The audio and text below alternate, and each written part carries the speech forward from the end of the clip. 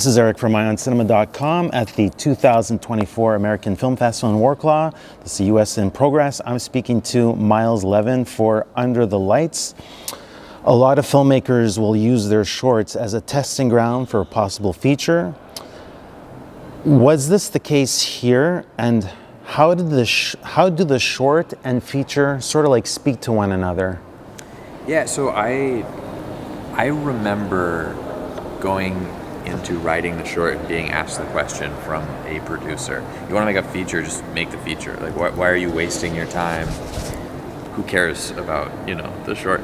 And I said, because when I go to make my feature, it's going to be excellent. And I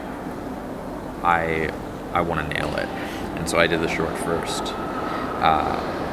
And I'm really glad that I did, because I would not have anticipated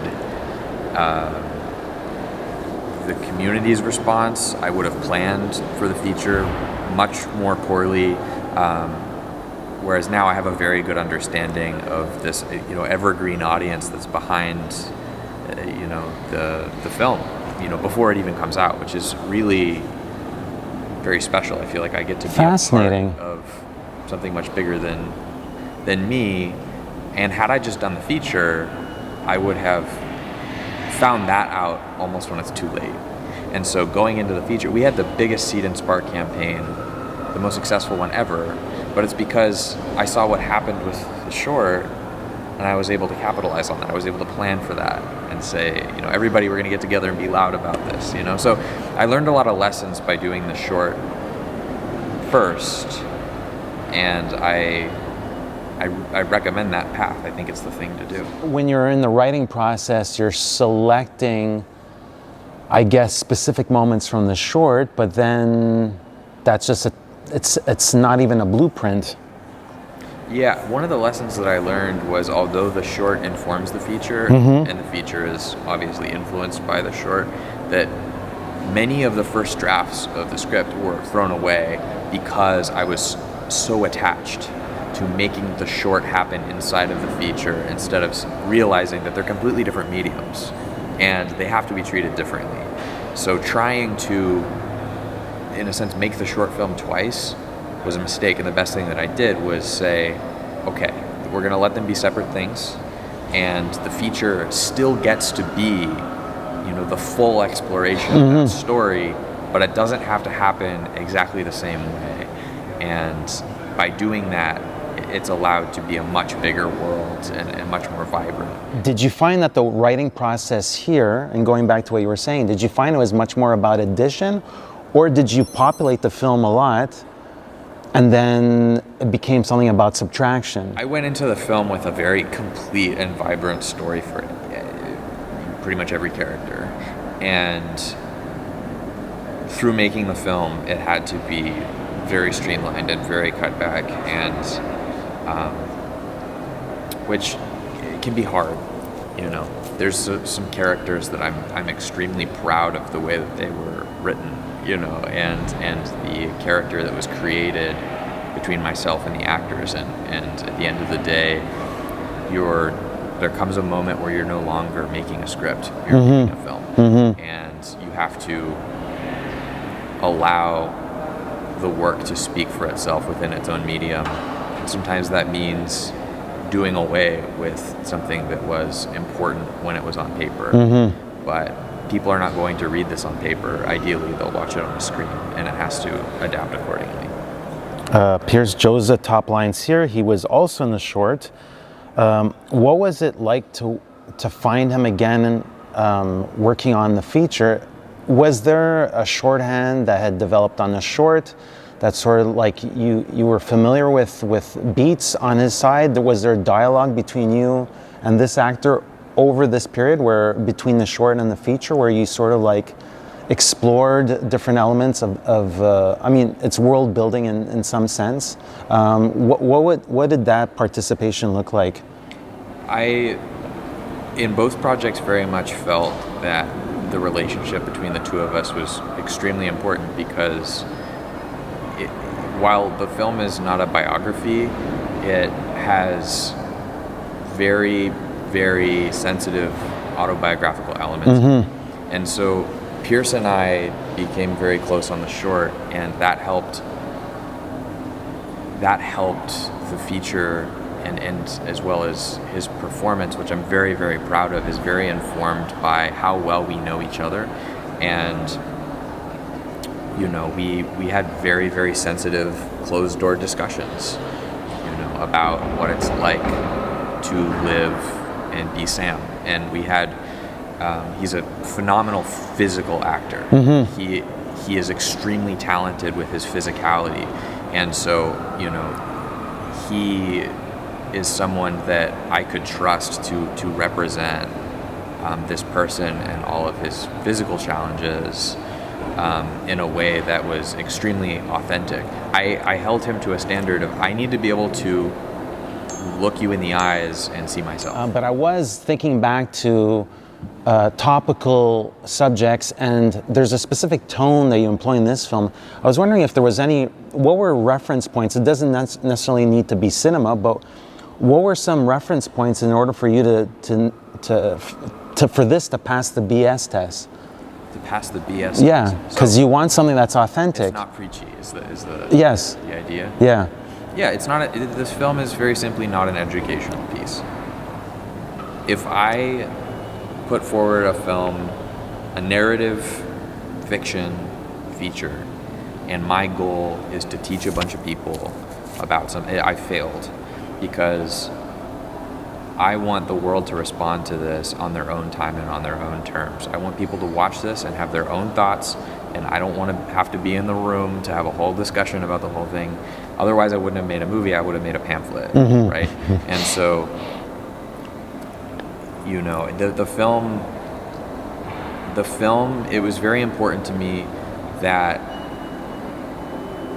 there's a few things that I focused on. One, in a film with a main character with a disability, what's the easiest way to empathize with that character? School bully, right? Oh man, big Letterman's jacket, Dean or whatever, is so mean. It's an awful, awful way to force empathy on a character. This is a flawed character. He has poor responses to things. He's not necessarily deserving of empathy 24 hours a day. And the people who say the wrong thing and do the wrong thing aren't necessarily bad people either. They mean well, and I wanted this to be reflective of the way the world really works, which is that most people identify as good people, but people are complex. And I want to say best exemplified by the mother character in the film, played by Lake Bell. She encompasses everything that you just said. She's imperfect, flawed, but that's what you want out of a supportive figure.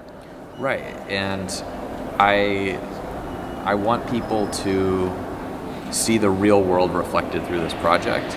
And I say to people, I'm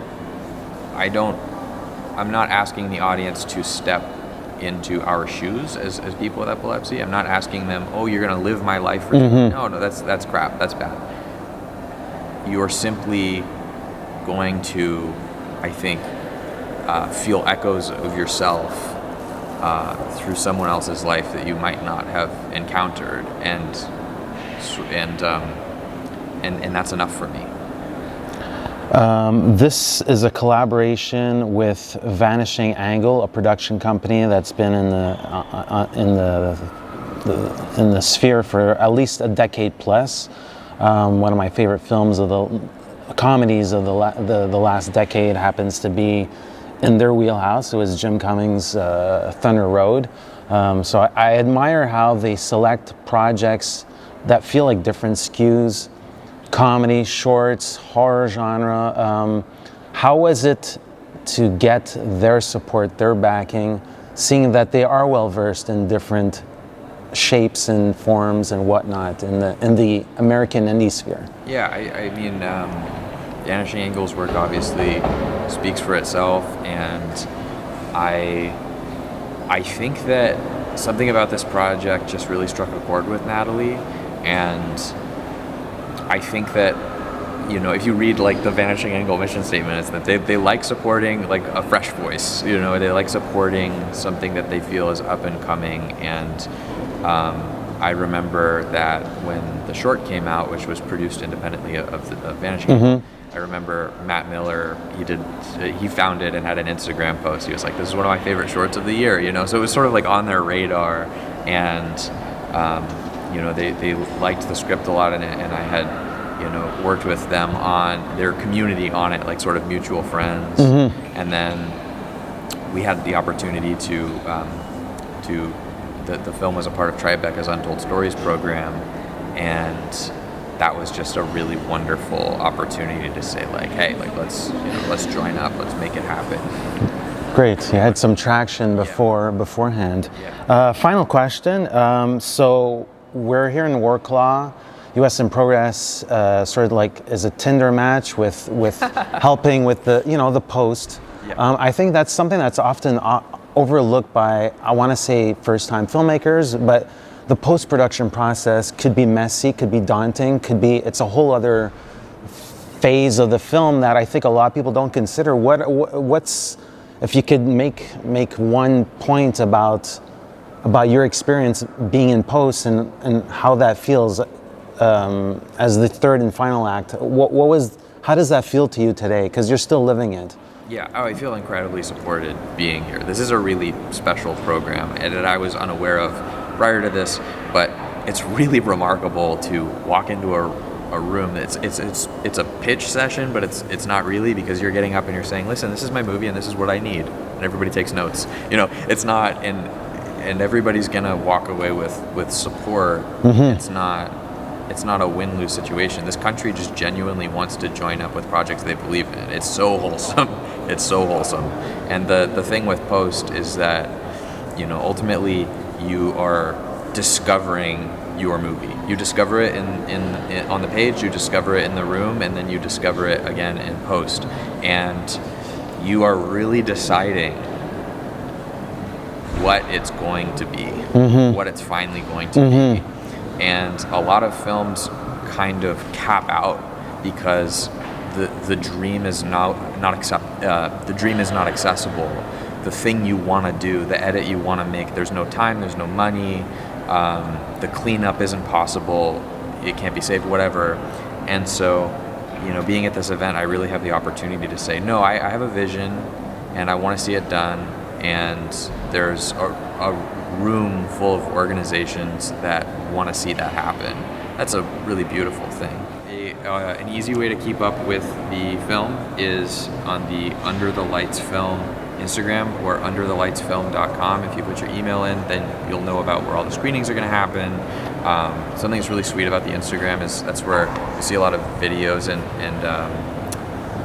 like fan art from over the years of like what the community's been up to. Which I believe is tied to sort of I guess you were surprised by their reaction, but it happened with the short, right? You had yeah, exactly. Yeah, that's a great story. It's kind of, it's unusual, but it's also what every filmmaker kind of hopes for. Of course. The world will react to it. So if you want a quick tear, go check that out. Excellent. Thank you so much.